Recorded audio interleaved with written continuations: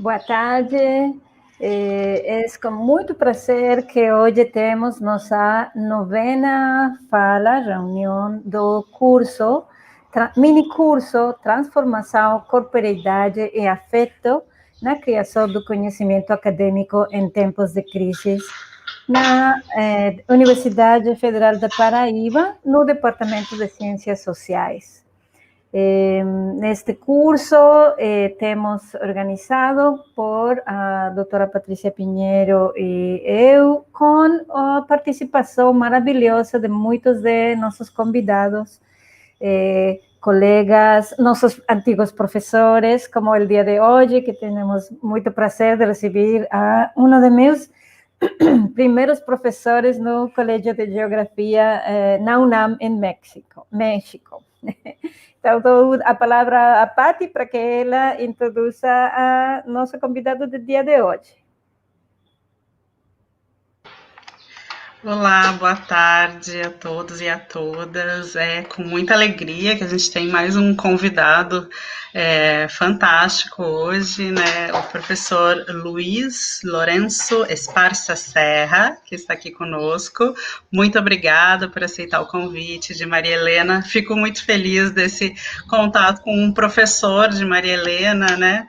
Aqui conosco nessas pontes Brasil-México, que estão sendo muito generosas, muito positivas.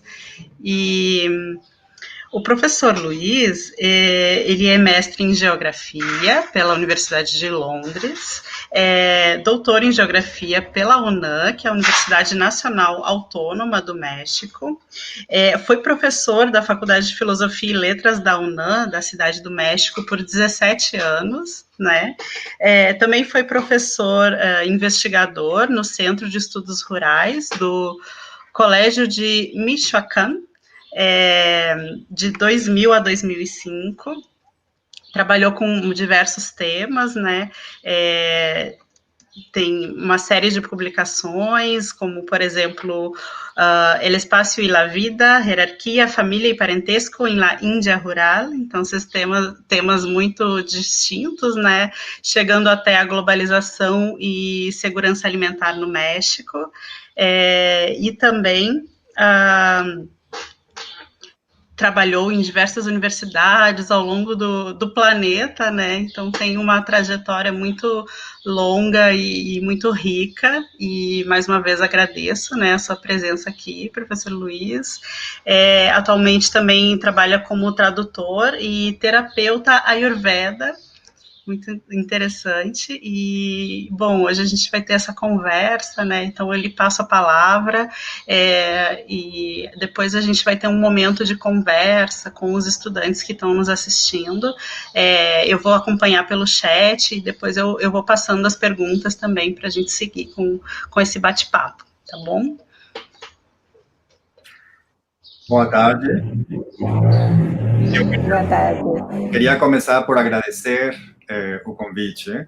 Primeiro, a doutora Maria Helena, com a qual eu tenho uma relação muito especial, e depois a doutora Patrícia também, que eu estou conhecendo agora, mas Maria Helena, eu sei também do seu trabalho através das outras palestras.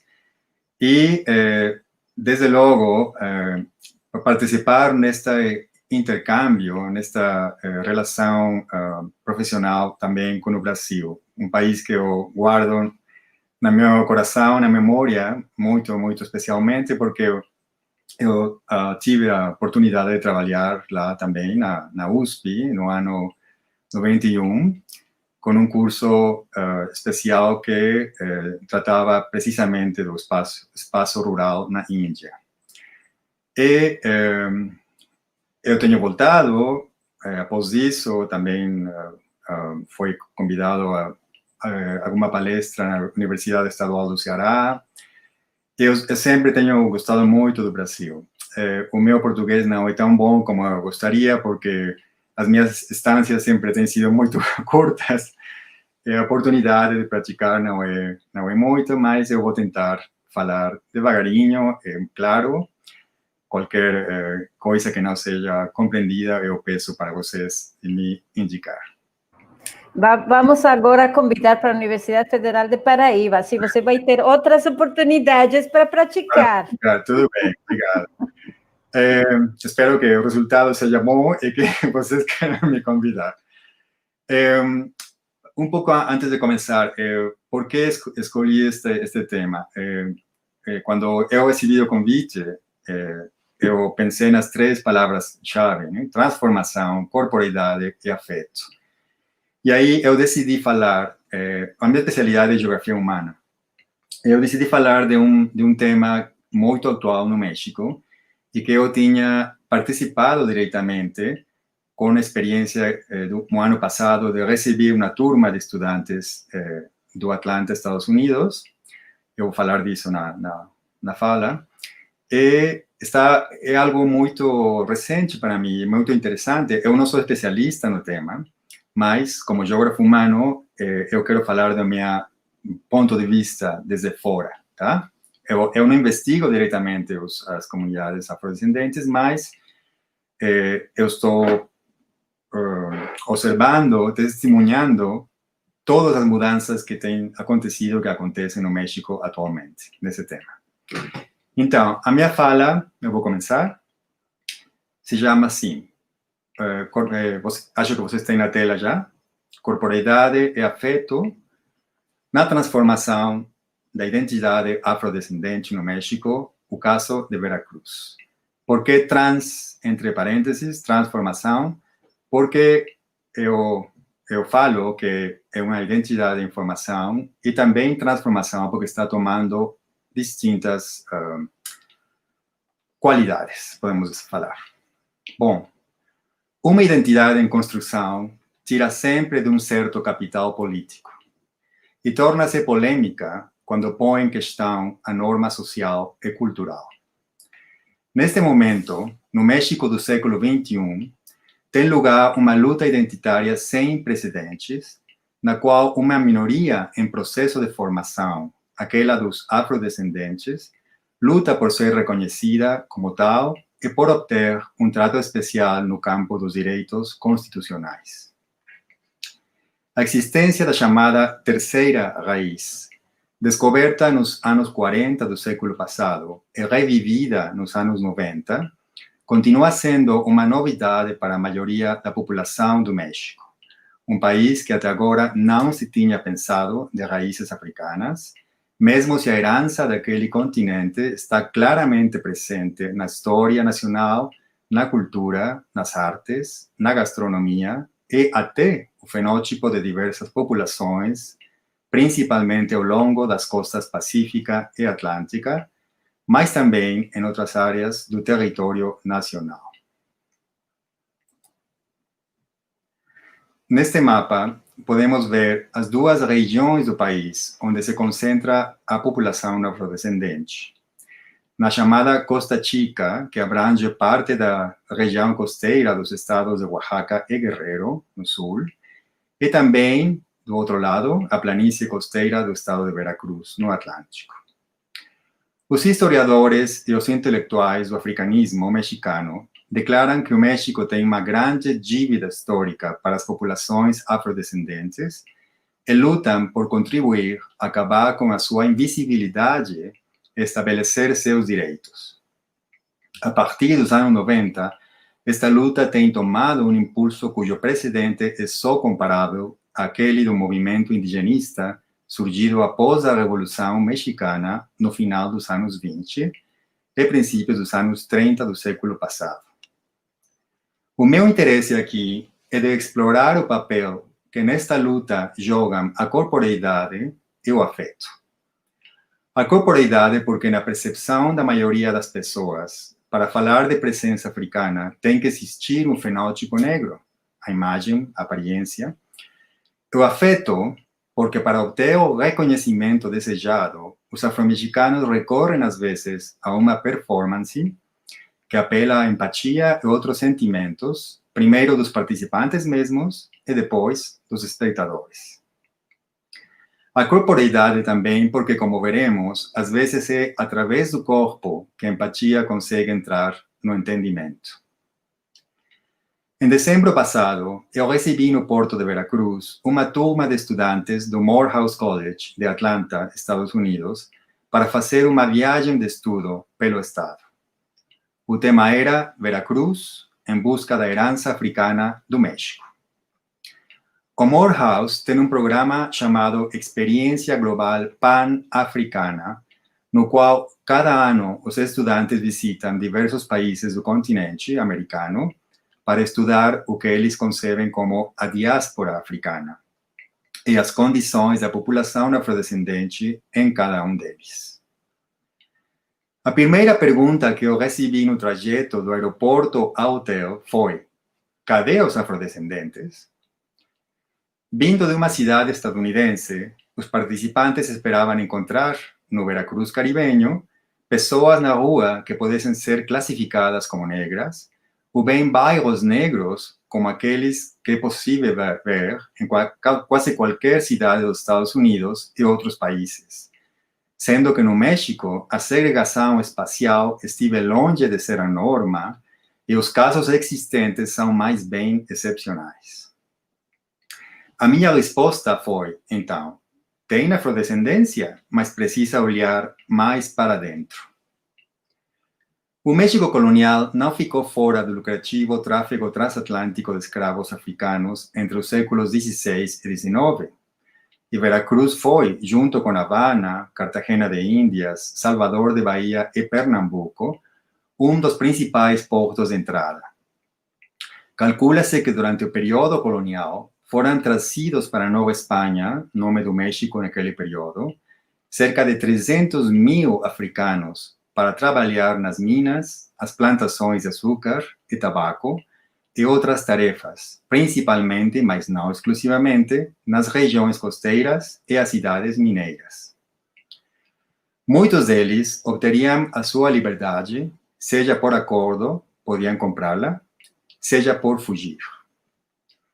No estado de Veracruz, antes da abolição da escravidão de negros, que ocorreu a partir da independência do México no princípio do século XIX, a escravidão de índios tinha já sido abolida desde meados do século XVI, surgiu assim o primeiro assentamento de africanos livres reconhecido pela coroa espanhola no continente, São Lourenço dos Negros, hoje Yanga, após o nome do líder que conduziu a revolta de escravos negros mais famosa da história mexicana.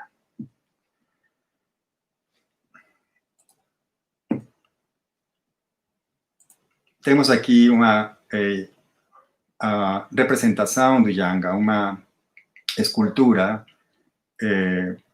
como muitas outras. Esta aqui é da cidade de Jalapa, a capital do estado, mas hoje este personagem tem uma estátua em muitas outras cidades. Também tem em Veracruz, que é a cidade economicamente mais importante, e até na cidade de Córdoba, que foi fundada precisamente para combater a rebelião de escravos que ele conduziu. Porém, a diferença de outros países do continente, o caso mexicano é excepcional, pela não formação de povos ou regiões negras bem diferenciadas, como aconteceu no Brasil, os Estados Unidos e a Colômbia, por exemplo, onde o tráfico de escravos negros continuou durante a maior parte do século XIX. No México, séculos de miscigenação desde o período colonial e uma prematura suspensão da migração forçada terminaram por combinar os rasgos fenotípicos e culturais de índios, europeus e africanos para produzir as características do povo mexicano atual. No México, a população indígena foi sempre muito importante e, até nesses poucos assentamentos primigênios de escravos negros livres, a mestiçagem e a formação de relações interétnicas a um nível local e regional foram a norma.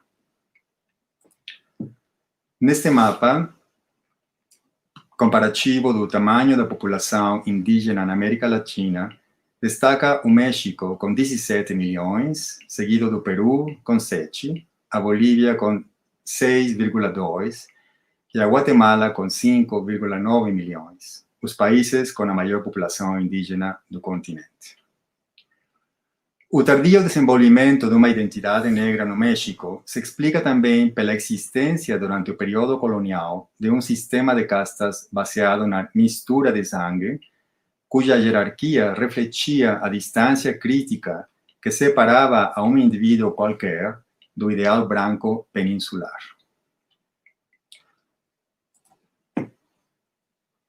Neste quadro, podemos ver alguns exemplos das mais de 50 castas criadas pelo sistema de exclusão e hierarquia racial da Nova Espanha. Da mistura de sangue resultavam novos tipos que podiam se reproduzir ou combinar para gerar ainda mais tipos. Apesar de ter sido abolido no México independente, este sistema foi reforçado pela ideologia nacionalista que viu na figura do mestiço o protótipo do mexicano moderno. O México se pensa como nação mestiça. Mais ainda, a ideia de uma raça cósmica, produto da mistura das 4 raças primigênias do mundo que os intelectuais mexicanos promoveram desde o século XIX, como solução ao problema de identidade e o relativo atraso dos povos latino-americanos, projetou o mestiço como essência da nação. A teoria da raça cósmica foi expressada claramente no livro de José Vasconcelos, em 1925, e as ideias foram retomadas após a Revolução para dar como resultado o indigenismo oficial. O indigenismo capturou a imaginação dos artistas e escritores do século XX, e o muralismo mexicano está cheio de exemplos disso. Neste mural de Diego Rivera, podemos ver uma cena característica da vida comunitária indígena, como era imaginada pelo artista. Diego Rivera, sem dúvida o muralista mais famoso do México, pintou também na história do país neste grande mural no Palácio Nacional da Cidade do México.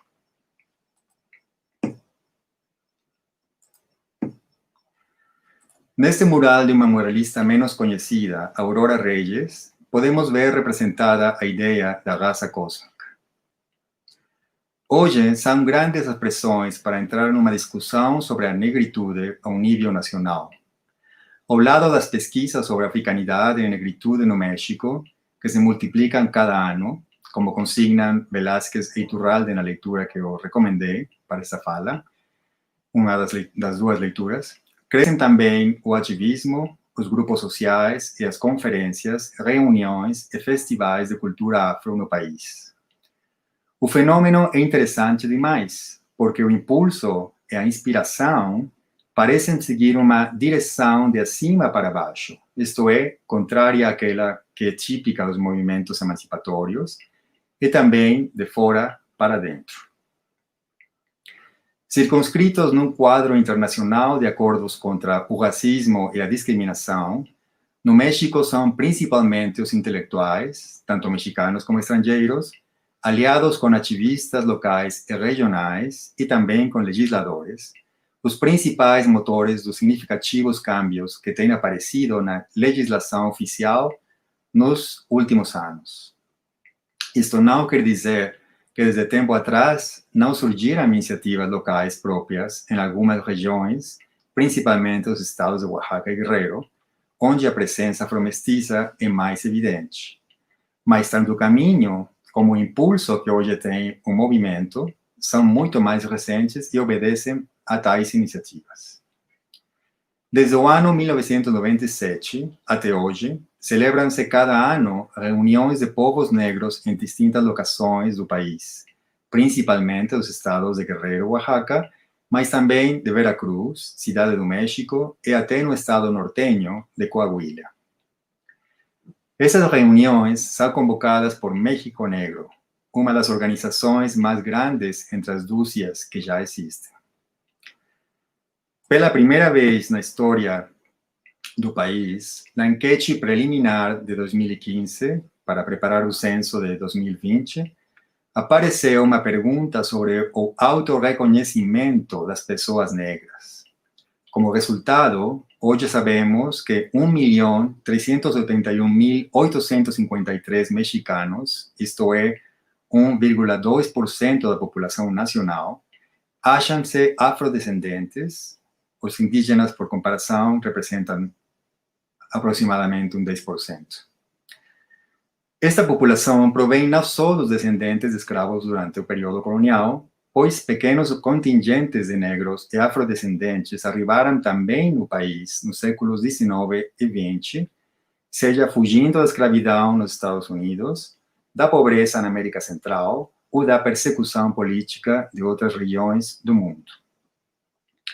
No ano 2017, foi modificado o artigo 2º da Constituição Política dos Estados Unidos Mexicanos para incluir um inciso C que explicitamente reconhece os povos e as pessoas afro-mexicanas como parte da composição pluricultural da nação. Estabelece os mesmos direitos para eles quanto para os outros grupos. Os incisos A e B desse mesmo artigo falam dos povos indígenas e desde a Reforma Constitucional de 2001, o México se define como nação pluricultural. Neste quadro, podemos observar as várias formas em que os povos afromestiços se chamam a si mesmos. Na maioria dos casos, estes nomes provêm das formas em que no passado eram designados desde fora. Podemos dizer, então, que a academia e o ativismo parecem ter conseguido o seu propósito. O Estado tem respondido com um enquadramento jurídico que favorece este processo. Podemos perguntar, então, o que resta por fazer? Ao nível local, é clara a urgência de melhorar as condições de vida da população negra ou morena, afrodescendente, junto ao resto da população desfavorecida. Uma tarefa do Estado, principalmente, mas também é preciso obter a inclusão dos afro-mexicanos e da identidade afro-mexicana em todas as esferas da vida nacional. Para isso, é preciso que no país inteiro os mexicanos reconheçam a negritude como parte da história e a cultura nacionais. Infelizmente, o racismo e o preconceito de classe são uma realidade que pouco tem mudado no México desde o período colonial. Pior ainda, esse preconceito é muitas vezes internalizado pelos mesmos grupos subalternos, índios, afromestiços por igual. Na referida enquete, por exemplo, de 2015, reportou-se que muitas pessoas se sentiram ofendidas pela pergunta de se se achavam de origem africana ou se se consideravam negras ou afrodescendentes. Deixando de lado os perigos que apresenta o essencialismo e as contradições implícitas na ideia de separar mediante a diferenciação racial para obter direitos, a construção da até agora difusa identidade afro-mexicana ou afrodescendente, termos com significados distintos, mais utilizados indistintamente até agora, passa por transformar a imagem que a sociedade mexicana tem da negritude. A tarefa inclui a sensibilização e a construção de empatia, para o qual não só o corpo, a aparência física, o fenótipo, mas o afeto tem muito a ver. E isso, tanto as comunidades como os ativistas sabem muito bem. As relações para dentro e fora das comunidades dependem muito dos convites, as reuniões, os festivais e outras formas de convivência social que recorrem ao sentido de comunidade. Foi assim que aconteceu com o programa do Morros. Através das palestras e das discussões, a música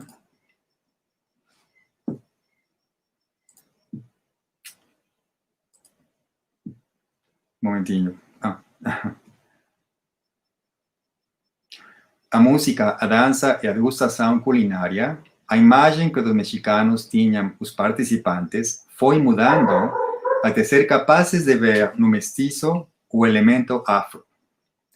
Na mesma lógica, a presença dos visitantes estrangeiros em comunidades que se percebem como negras ou afrodescendentes, para falar da negritude no México, reafirma a concepção que os anfitriões têm de si mesmos e dá sentido a seus esforços. O programa incluiu visitas a 3 comunidades do estado de Veracruz, que são hoje nodos estratégicos do processo da construção identitária afromestiça. Mata Clara, vizinha do já mencionado Yanga, Tlacotalpan, ambas na planície costeira, que em Veracruz é muito grande, e Coyolillo, na montanha, perto de Jalapa, a capital do estado. Nessas comunidades, os visitantes foram recebidos com programas que, além da informação e discussão, incluíam oficinas de dança, de música, apresentações também de dança e música e, naturalmente, a degustação culinária.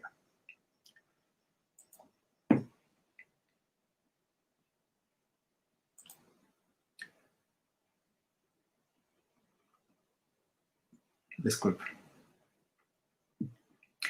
Aqui temos, por exemplo, temos algumas imagens. Esto ocorreu em Mata Clara, uma reunião onde estavam presentes os principais dirigentes locais e regionais do movimento afromestiço em Veracruz e também em outras partes do país. Isto é durante a conferência. Esta é a clausura da conferência em Mata Clara. Após a conferência, o grupo foi convidado para jantar e tinha também, naturalmente, foi amenizado com dança e música do Veracruz. Tipicamente se chama de jarocha, que é uma das denominações que eu apresentei para falar das comunidades afromestiças. Agora, no passado, o jarocho se aplicava e continua se aplicando a quase qualquer, por extensão, habitante do Porto de Veracruz, da costa do estado e do estado em geral. Mas hoje está sendo dirigida para falar mais dos grupos que se acham descendentes, afrodescendentes. Aqui imagens do jantar. Aqui temos uma combinação, não, dos afromestiços locais e os afro-americanos, afro-estadunidenses que chegaram do Morehouse College. Os organizadores de ambos grupos, professores, empregados do colégio e os organizadores locais de Mata Clara. Esta foi a despedida. Esta outra vídeo é da localidade de Tlacotalpan, que a gente também visitou, onde o grupo tive oficinas. Vamos ver.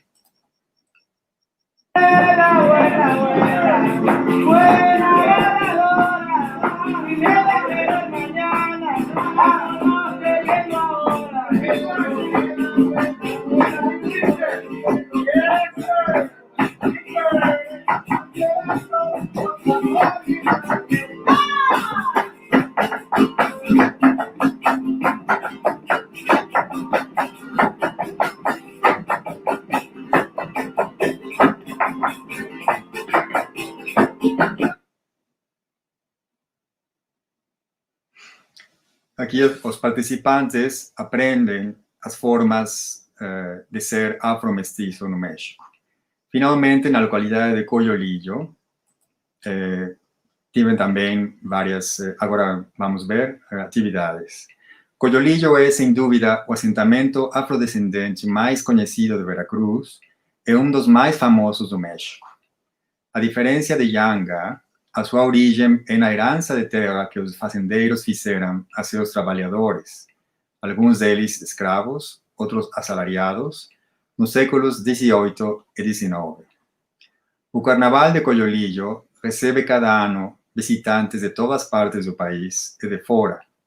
Aqui podemos ver o recorrido dos disfarçados, alguns dos quais levam máscaras de animais cornados, cuja origem vem, segundo especialistas, das danças Gule, Wampulu, do Moçambique, o Mali e a Zâmbia.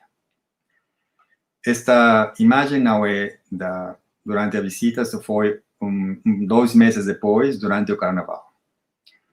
A máscara de boi representa os tratantes de escravos. E na corrida, esta corrida do carnaval, tem fins didáticos. Aqui temos outros aspectos do povo de Cojolillo, da localidade. Aqui está a máscara de boi, desculpa, a máscara de boi. E durante a visita, este é o exemplo de uma das oficinas, não era oficina, é uma apresentação de dança por um grupo afro-balele que tenta resgatar o que podia ter sido a tradição, que não é contínua, que não é clara, das comunidades africanas daquele tempo.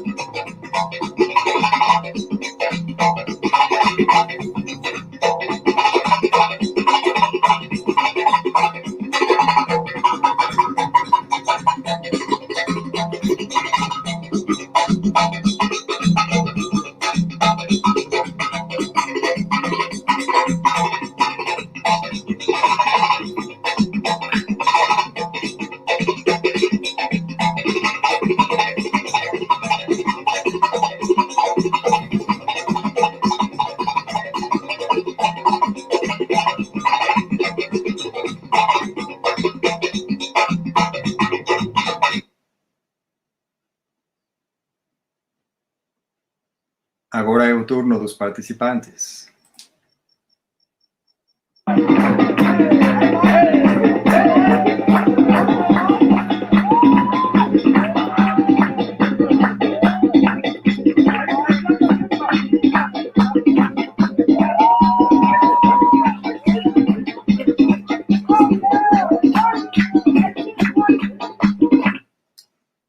Fazendo um intercâmbio de como se percebe o africano no continente americano.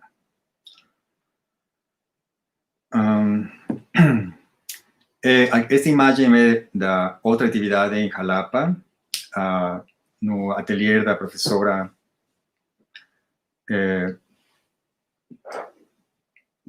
Raquel Torres. O grupo teve a oportunidade de fazer uma degustação da gastronomia afro-mestiça. A doutora Torres é antropóloga e ela investiga as diferentes raízes da cozinha mexicana atual. E aqui ofereceu a parte, o acento nos elementos afro-mestiços.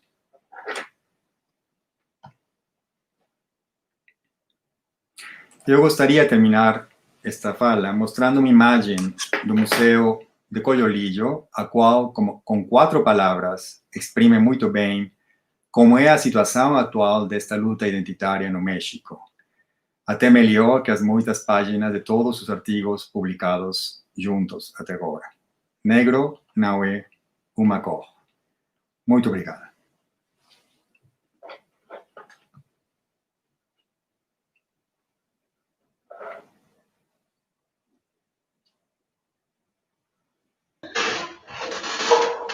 Muito obrigada, professor Luiz, por nos trazer um tema que, de fato, não é muito conhecido, né? Não é muito falado. Esse é um primeiro ponto que eu acho extremamente importante a gente conversar. Outro... Bom, primeiro que o seu português está ótimo. Muito bom. Eu convido a todos e a todas que estão nos ouvindo, nos assistindo, para fazerem perguntas também, mas enquanto o pessoal se organiza, eu fiquei muito feliz, muito contente de lhe ouvir falar de alguns temas que são muito caros para a gente, né? Por exemplo, essa dimensão da alimentação.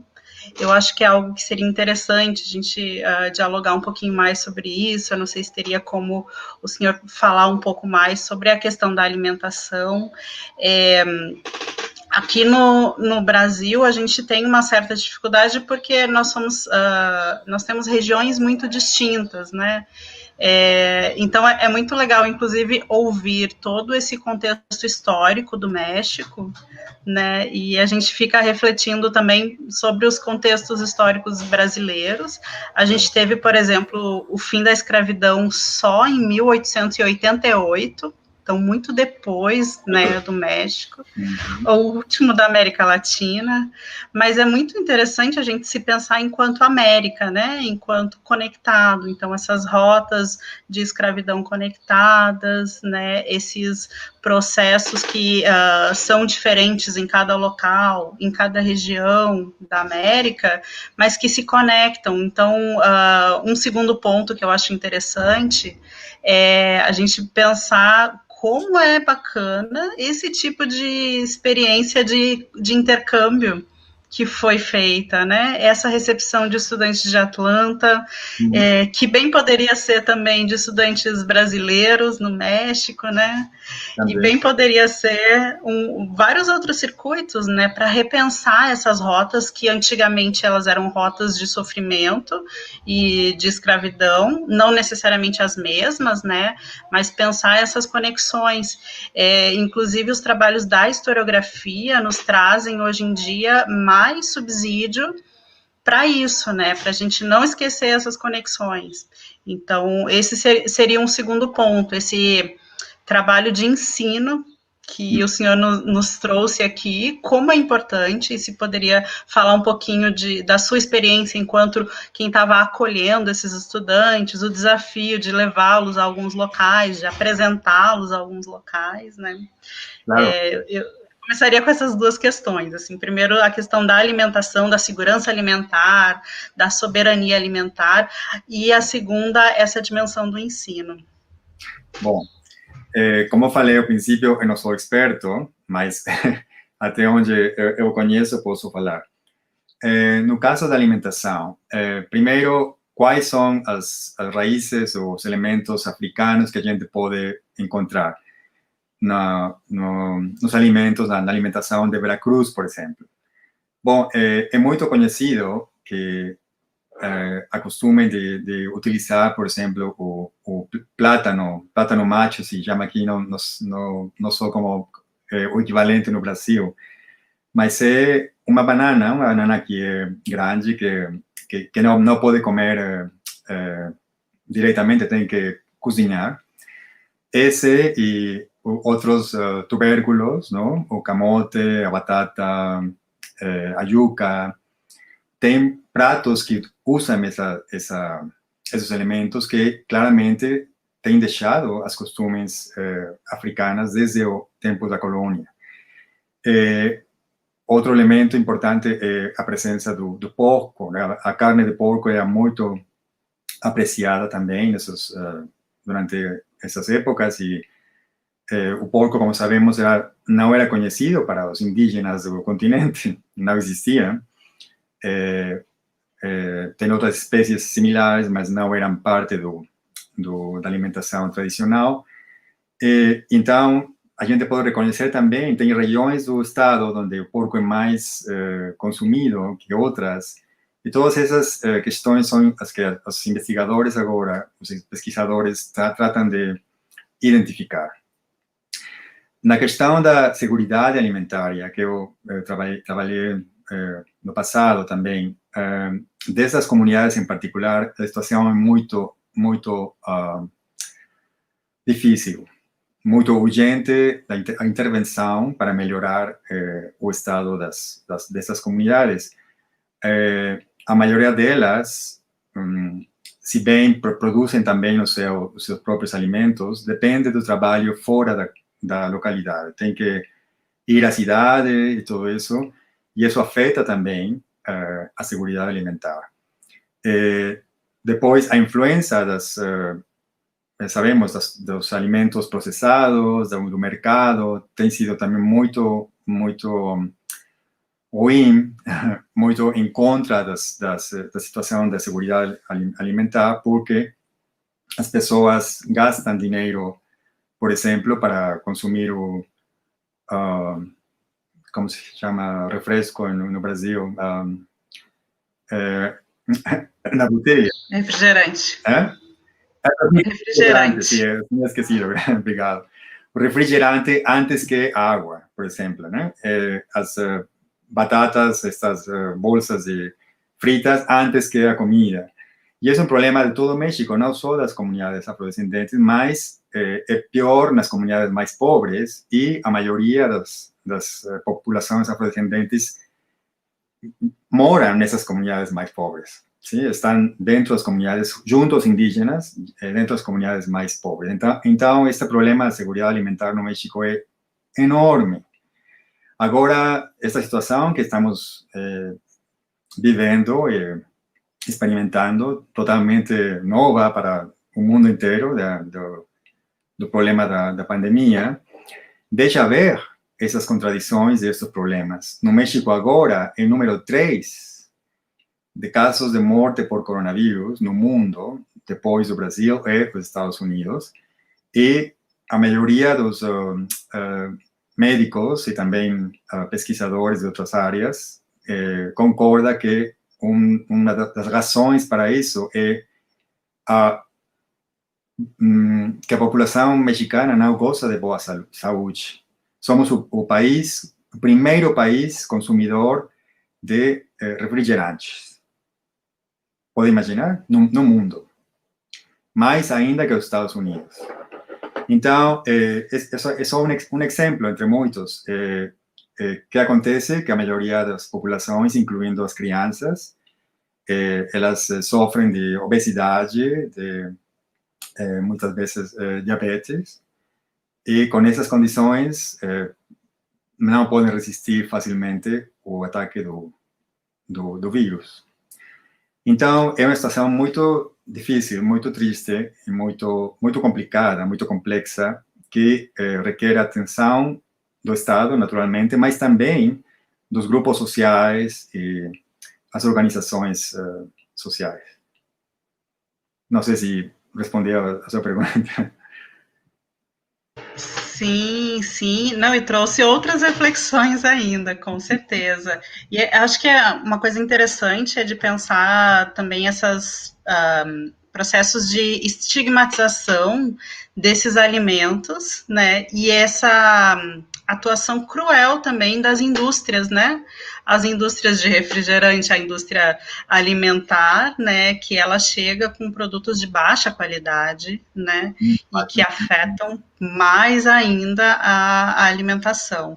E muito conectado com esse processo de estigmatização. E aqui é de norte a sul no Brasil isso acontece, não? Então, uma comida que não é boa, que nunca é o ideal, é aquela comida que a gente tem ali no quintal, né? É aquele que a gente tinha ou tem no quintal. Isso acontece bastante aqui e a gente visualiza também muito a perda por poluição.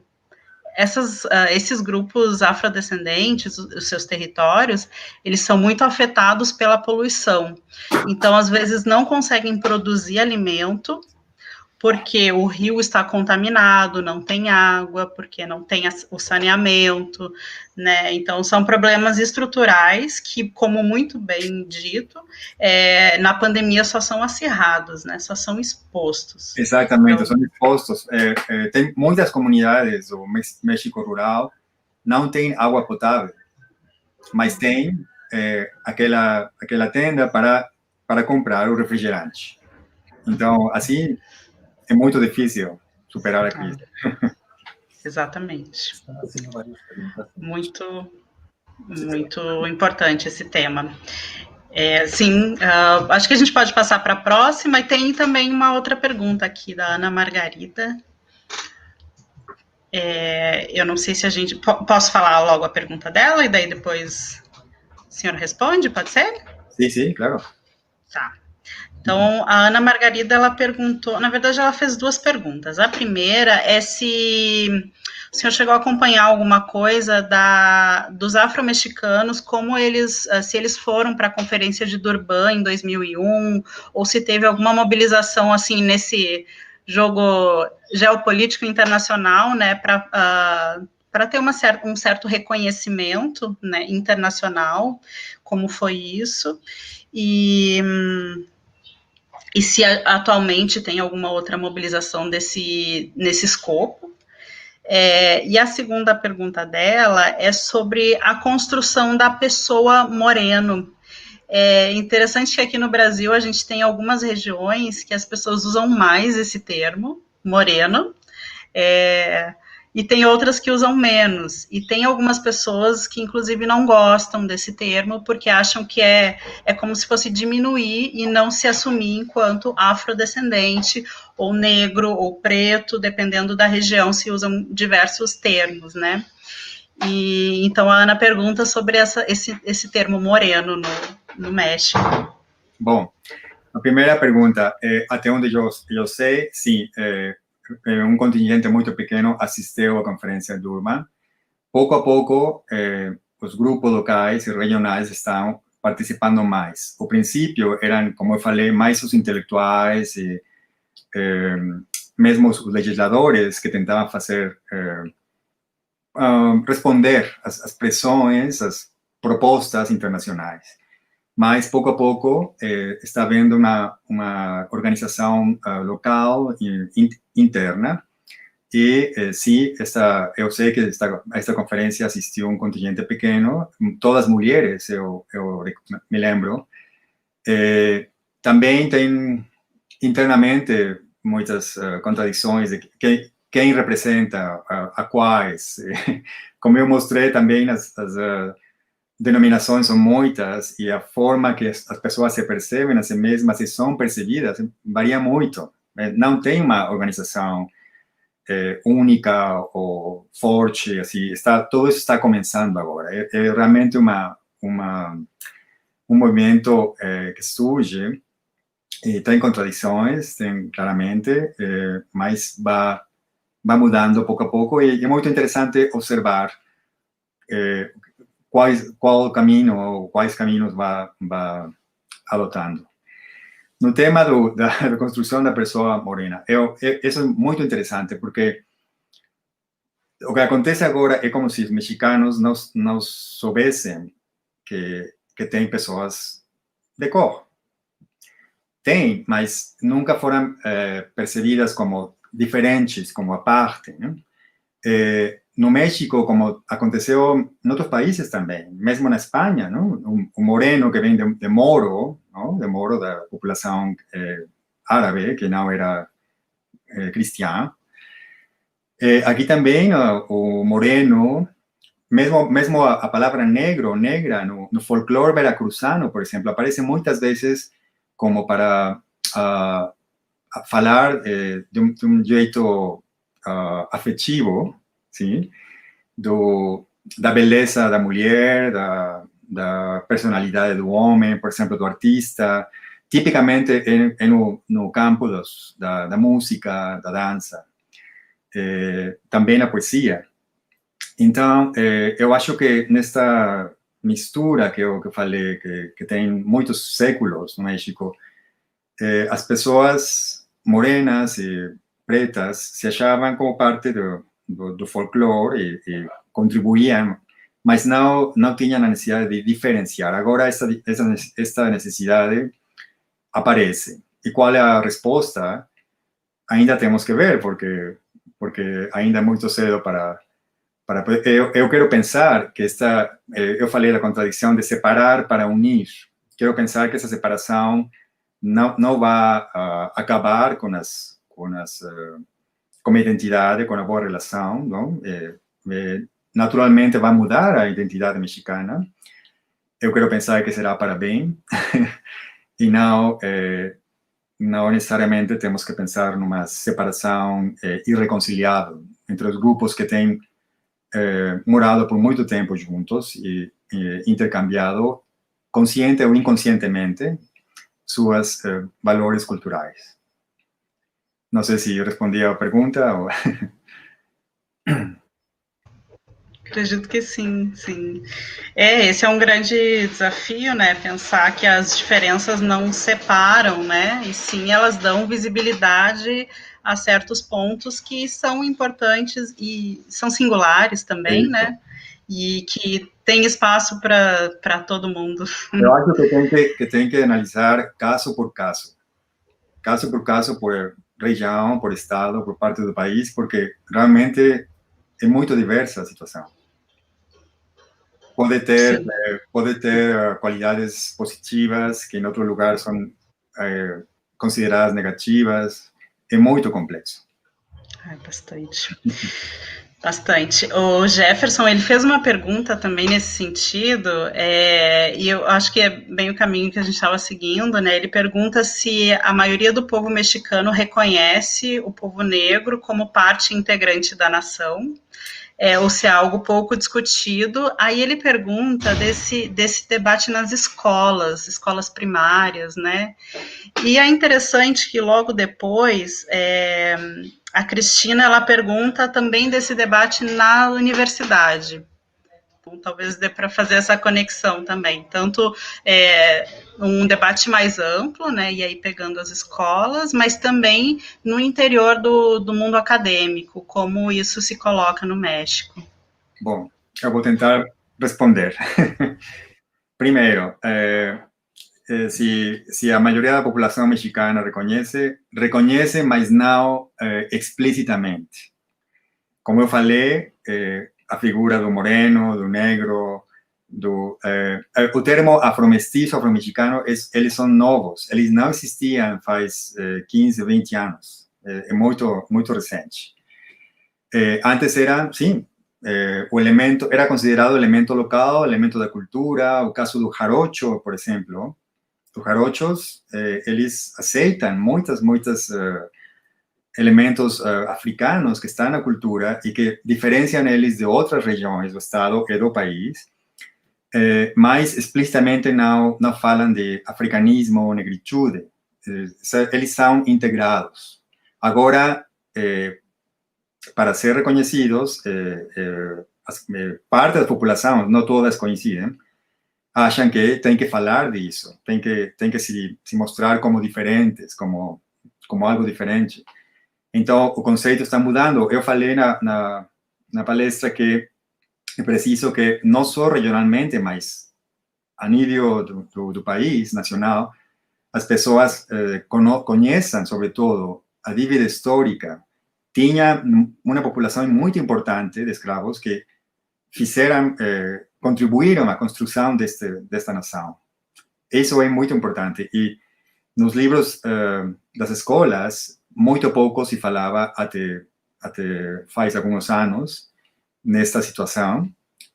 A gente, por exemplo, eu quero falar da minha experiência. Quando visitamos a cidade de Córdoba, que eu mencionei que Córdoba foi erigida como cidade para conter as rebeliões de escravos negros libertos do Veracruz, que eles interrompiam o tráfego de mercancias entre o porto de Veracruz e a cidade do México. Então, a coroa achava que era preciso conter essa rebelião, e a cidade de Córdoba foi fundada por famílias espanholas e o exército espanhol. É muito significativo que agora tenha uma estátua de Yanga na mesma cidade, mas isso mostra como tem mudado também, né? Então, a gente visitou Córdoba com o grupo com a turma do Morehouse, e eles estavam muito surpresos que na escola onde foi a fala, todos os meninos eram loiros e loiras. Eles falaram: nossa, isto não é o México, estamos na Dinamarca, uma coisa assim. Mas é assim, Córdoba é assim. Claro, não quer dizer que toda a população, mas certa classe, sim, certas escolas, certas áreas são assim. Então, a palestra de uma pesquisadora, especialista, historiadora, especialista na escravidão, história da escravidão no México, foi dentro de uma sala de classe grande, com presença de meninos da secundária, da escola secundária. E, em algum momento, quando terminou a fala, os participantes do Morehouse perguntaram também para eles se tinham ouvido falar da escravidão no México. Para a maioria deles era algo novo. Foi até surpresa conhecer não só a presença de pessoas da África, mas também as condições em que elas trabalhavam, eram explorados. Os meninos mudaram para toda a sua vida, eu acho, porque o sistema escolar não incluía essa informação. Então, é aqui também que o afeto tem a ver. Você abre o seu entendimento, mas também abre o seu coração. Você quer saber mais, você quer muda de atitude, muda de... É bonito falar que, ao final desta... eu tinha muito problema, eu era organizador e o ônibus rompeu, se descompuso, e eu tinha que buscar, procurar um outro. E aí tive tempo extra para os participantes do Morehouse fazer uma coisa que não estava prevista, e foi organizar jogo de basquetebol. E eles eram muito espertos e todos os estudantes da escola estavam felizes e eles achavam que era Jordan e todas essas figuras muito famosas e eles pediram os autógrafos. Você podia ver o apreço que esses meninos que nunca tinham tido contato com pessoas de cor sentiam por esses visitantes. Então, é aí que o papel do afeto também tem muito a ver. Na universidade, bom, eu não pertenço a algum desses grupos, mas eu sei que localmente, na Universidade de Veracruzana desse estado aqui, tem grupos de pesquisadores que são especialistas. Eu, quando comecei a organizar esta viagem de estudo, eu entrei em contato com eles, eu não conhecia eles. Eu comecei por investigar quais são os especialistas, que coisas estudam, para armar o programa. O programa durou 10 dias e visitamos diferentes localidades. Então, eu descobri que tinha grupos que fazem pesquisa, não necessariamente coincidem todos eles, e que têm um lugar muito especial, são identificados no resto da comunidade, por exemplo, de antropologia, sociologia, como, sim, os especialistas da negritude. Não têm, até agora, muito contato com os outros. Eu acho que isso vai mudar. Mas agora, é assim, fica sendo mais uma... Não diria exceção, mas algo muito novo, muito particular. Não sei se respondi também a essa pergunta no meio universitário. Sim, com certeza. A gente já está um pouquinho estourado de tempo, né? Eu não sei se Maria Helena quer fazer uma fala também. A gente tem uma última pergunta, mas a gente também pode passar para o Blue Jeans essa pergunta da Ana Margarida. E aí, Maria Helena, quer fazer uma fala final também? Bueno, como se diz, agregar estas identidades que são muito do lugar, não? Eu lembro na minha própria pesquisa, eu dizia, não, de que tipo de grupo é você? Eu sou daqui. Não, era muito do lugar, essa diferenciação de todos misturados, não? A identidade é mais com o lugar e toda essa mistura. E eu acho que este ressurgimento que você está apresentando agora é muito interessante, não? Para reconhecer o valor, não? O valor dessa raiz, que entre toda a mistura, pues aí está tudo. Mas eu acho que é importante para reconhecer esse valor. E gostei muito do exemplo que você mencionou das crianças pedindo os autógrafos para esses estudantes que se sentiram estrelas também, não? Que acho que muito dos aprendizados são assim, não? Visita a visita, grupo a grupo, reunião a reunião, festival a festival, e é outra parte. Eu acho que Pois agora, com esta pandemia e que temos que fazer outro tipo de cursos, está mostrando que talvez nós temos, não, a especialização do conhecimento, ficarmos em um tema, nas universidades já institucionalizadas com certas normatividades, não? Se vai fazendo o conhecimento muito especializado e agora, pues, estamos, a ver, vamos sair desta diferenciação, desta especialização, trabalhar os temas com os diferentes cientistas sociais e naturais e tecnológicos, não? Eu acho que isso é muito, muito interessante e que estivemos falando em outra fala antes, e que como um pouco como essa mistura que você apresenta, não? Este mesmo povo misturado, bueno, vamos a voltar à ciência, misturar-nos, porque já nos diferenciamos demasiado. E uma coisa que queria trazer, e que cada fala que eu posso eu trouxe, aqueles que estão escutando e que têm a capacidade, não? Que têm esse acesso a seus próprios territórios ou podem empezar a fazer barulho sobre as políticas de que alimentos chegam às comunidades, é importante, não? Como esse caso dos indígenas oaxaqueños que fecharam a rua para os carros da Coca-Cola, Sabritas, toda essa comida chatarra, aqui não entra. Então, algo que também poderíamos fazer, porque acho que esta hipótese de ser mais afetados porque nossa saúde está mais débil é muito importante. E essa foi a compreensão do povo Mije. Eles compreenderam, temos todos estes problemas de diabetes por essa comida, vai embora, aqui não entra. Então, acho que teríamos que ter essas políticas a nível pequeno, não?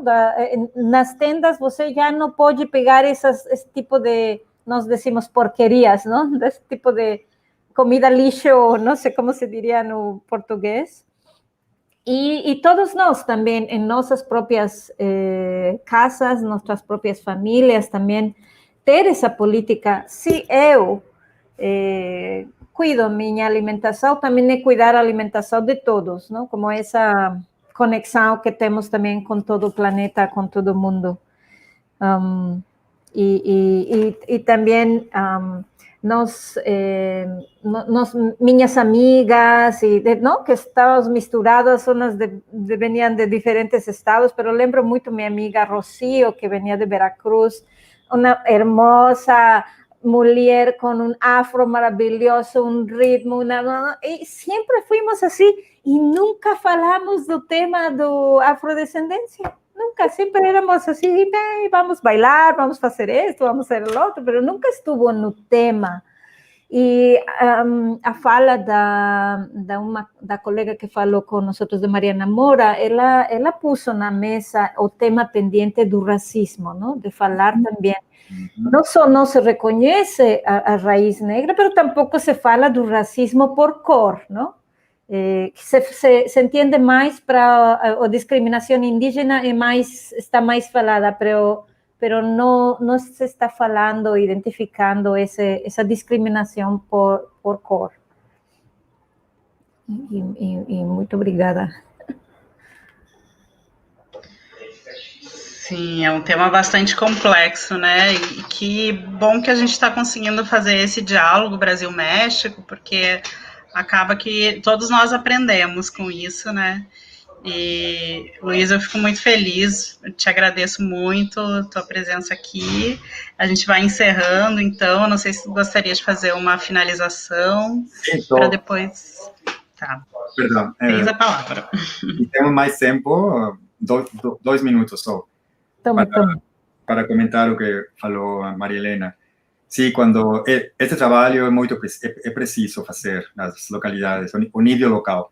Quando eu trabalhava no colégio de Michoacán, em Zamora, um estado também do suroeste do México,